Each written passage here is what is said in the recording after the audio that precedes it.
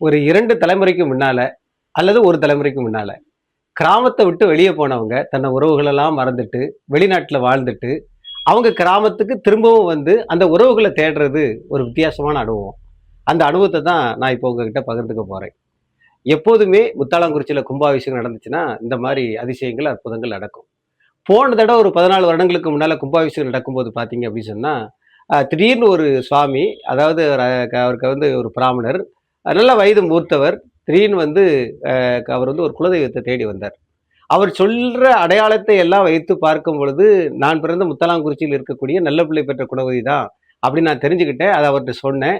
உடனே அவர் அந்த இடத்துல போன உடனே சாட்சாத் அது முன்னால விழுந்து, இதுதான் நான் தேடிக்கிட்டு இருந்த என் கனவுல வந்த நான் குலதெய்வம் அப்படின்னு சொல்லி அங்க இருந்து திருப்பணி செய்து முன் மண்டபம்லாம் கட்டி அதற்கு பிறகு திருப்பணி எல்லாம் முடிச்சாரு. இதே போல் தான் இந்த தடவ ஒரு வித்தியாசமா ஒரு அனுபவம் நடந்துச்சு. இப்போ கும்பாபிஷேகம் கடந்த வாரம் நடந்தது. அந்த கும்பாபிஷேகம் நடக்கும்போது மேலழகர் அப்படின்னு சொல்லக்கூடிய பாரி. இவர் வந்து இப்ப எங்க இருக்கிறாரு அப்படின்னு சொன்னா, இலங்கையில இருக்கிறாரு. இலங்கையில வந்து அவர் என்ன பண்றாருன்னா, இறக்குமதி தொழில் பண்ணிக்கிட்டு இருக்காரு. எல்லா நாடுகளிலிருந்து நிறைய பொருட்கள இறக்குமதி பண்ணி அங்க பண்ணிக்கிட்டு இருக்கிறார். அவர் வந்து அவருடைய தந்தை, அவருக்கு சொந்த ஊர் எதுன்னா முத்தாளங்குறிச்சி. அந்த முத்தாளங்குறிச்சியை சேர்ந்த அந்த நடராஜன் பிள்ளை அப்படிங்கக்கூடிய அவருக்கும், ஈஸ்வரத்தம்மாள் அப்படிங்கக்கூடிய ஒரு மனாட்டிக்கும் அதிகாலை 4 மணிக்கு 1953 6ஆம் மாசம் திருமணம் நடந்திருக்கு. அந்த திருமணம் நடந்த அந்த லெட்டர் அவர் கையில இருக்கு. அந்த திருமணத்த வந்து அவருடைய அப்பா, அப்ப வந்து அவர் உயிரோட இல்ல. லேட் ராமசாமி பிள்ளை அப்படின்னு சொல்லி போட்டிருக்காங்க. அவர் வந்து ரங்கூன்ல வாழ்ந்ததாகவும், அவருடைய 2வது மனைவி தான் இங்கே வாழ்ந்ததாகவும், அந்த 2வது மனைவிக்கு பிறந்தவர் தான் இந்த நடராஜ பிள்ளை அப்படின்னு சொல்லியும் அவர் நினைக்கிறாரு.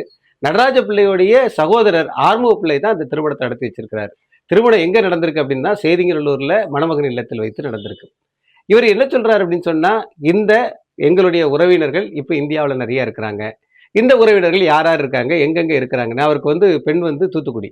தூத்துக்குடியை சேர்ந்தவங்க தான் பெண். அதுபோக அந்த காலத்துல பார்த்தீங்கன்னா, செய்திக்குள்ளூருக்கு வந்து டெலிகிராம் கருங்குளத்துல இருக்கு. இந்த மாரி நெறைய விஷயங்கள், முற்கால விஷயங்கள் எல்லாம் சொல்றாரு. 1953 நடந்த விஷயங்கள்லாம் சொல்றாரு. அது சொல்றது அவர் இல்ல. அவர் காட்டிய அந்த கல்யாண காடிதம். அந்த கடிதத்த வச்சுட்டு அவர் வந்து அவருடைய உறவினர்கள தேடுறார்.